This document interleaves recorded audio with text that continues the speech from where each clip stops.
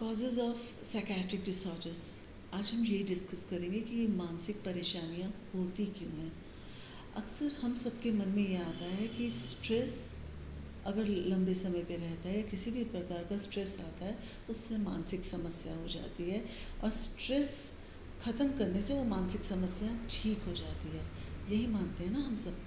पर क्या हमने कभी इस तरह से सोचा है कि स्ट्रेस अगर लंबे समय पे हुआ तो हमारे बॉडी सिस्टम्स को उसने डैमेज कैसे किया, और जो बॉडी सिस्टम्स डैमेज हुए, क्या हम इन्वेस्टिगेट करा के देख सकते हैं कैसे, और क्या यहाँ हमें इन्वेस्टिगेशंस का कोई रोल है? अगर लंबे समय पे स्ट्रेस रहता है तो कहाँ इफ़ेक्ट आता है? हमारे हार्मोन्स पे इफ़ेक्ट आता है। स्ट्रेस लंबे समय पे रहेगा तो स्ट्रेस हार्मोन से इम्पैक्ट हो जाएंगे।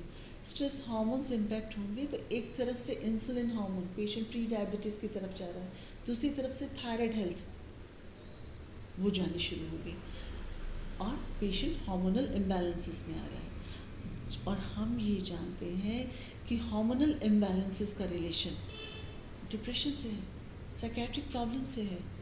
सो अगर लंबे समय पे स्ट्रेस रहा तो क्या हम सिंपल काउंसलिंग करके बिना हार्मोनल इम्बैलेंसेस को देखते हुए क्या हम अच्छा मेंटल हेल्थ रिस्टोर कर सकते हैं? सेकंड, स्ट्रेस अगर लंबे समय पे रहता है तो क्या इफ़ेक्ट होगा? हमने ऑब्ज़र्व किया है ना, जब बहुत स्ट्रेस रहता है हमारा डाइजेशन गड़बड़ हो जाता है, कब्जी रहनी शुरू हो जाती है, कभी दस्त रहते हैं, कुछ ना कुछ पेट की समस्या हम महसूस करते हैं जब स्ट्रेस ज़्यादा रहता है। अब ये सोचने की ज़रूरत है कि अगर लंबे समय पे स्ट्रेस रहा, डाइजेशन लंबे समय पे गड़बड़ रही, तो क्या होगा? न्यूट्रिशनल डेफिशिएंसीज शुरू हो जाएंगी। So brain which is part of our body, उसको भी तो न्यूट्रिशन नहीं मिलेगा।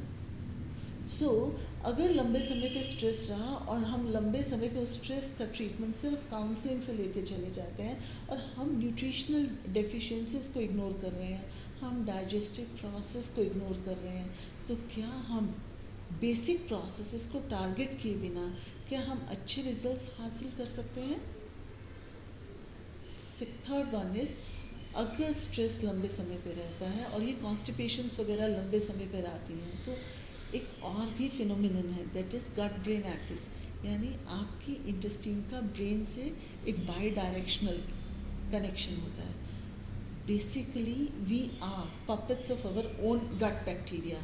हमारे इंटेस्टाइन में कुछ अच्छे बैक्टीरिया हैं, कुछ बैड बैक्टीरिया। अगर बैड बैक्टीरिया बढ़ते चले जाते हैं, डाइजेस्टिव हेल्थ गड़बड़ हो जाती है और उसका डायरेक्ट कनेक्शन हमारी ब्रेन हेल्थ से है। सो अगर लंबे समय पे स्ट्रेस रह रहा है, सो वो इंटेस्टिनल बैड बैक्टीरिया को भी प्रमोट करता है। सो अगर ये डैमेजेस हम एक लंबे समय स्ट्रेस के कारण हमारी बॉडी में आनी शुरू हो गई, तो हमें इन प्रोसेसेस को भी देखना पड़ेगा, इन प्रोसेसेस में इन्वेस्टिगेट भी कराना पड़ेगा और उन प्रोसेसेस को भी सेटल करना पड़ेगा अच्छे आउटकम्स के लिए। Then is the other causes. अच्छा, हार्मोनल इम्बैलेंसेस एक तो स्ट्रेस वजह है, पर उसके मल्टीपल कॉजेज भी और भी हैं, and that are medical causes that should be investigated. Then the last cause is environmental toxins. 15-20 साल पहले क्या हम कभी जिक्र किया करते थे कि छोटे बच्चों को या यंग अडल्ट्स को कोई प्रॉब्लम, कोई मानसिक समस्या आ रही है या कोई भी मेडिकल इशू आ रहे हैं? शायद नहीं, ऐसा कुछ भी हमारी ऑब्जर्वेशंस में नहीं था।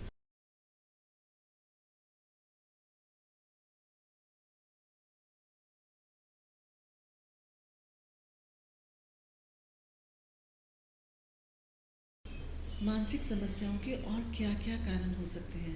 आज से 15 साल पहले क्या हमने कभी सुना था छोटे बच्चों में, यंग अडल्ट्स में कोई मानसिक परेशानियाँ इतनी कॉमन है जो आज हम सब ऑब्जर्व कर रहे हैं? क्या स्ट्रेस ही अकेला कॉज है? There is one more cause, that is environmental toxins exposure, और इसे हम एड्रेस कर सकते हैं, इन्वेस्टिगेट करा सकते हैं। Next is sleep disorders. कभी आपने महसूस किया है कि रात को अजीब से सपने आए, आप ढंग से सो नहीं पाए, सुबह उठे एनर्जी लेवल्स नहीं है, थकावट सी महसूस हो रही है, उसके बाद आप सेकेंडरली कुछ देर बाद, कुछ समय के बाद आप डिप्रेशन फेस कर रहे हैं। स्लीप डिसऑर्डर्स एक मेजर कॉज है साइकेट्रिक प्रॉब्लम्स के लिए। सो इंटीग्रेटिव साइकेट्री अप्रोच एक हॉलिस्टिक अप्रोच है जिसमें इन्वेस्टिगेशन बेस्ड ये कोशिश की जाती है कि आखिर ये प्रॉब्लम कहाँ से शुरू हो रही है, उसे उस जगह से एड्रेस करके हम ब्रेन की फायर और इन्फ्लामेशन को रिड्यूस कर सकें और ऑप्टिमल आउटकम्स, ऑप्टिमल रिजल्ट्स ला सकें।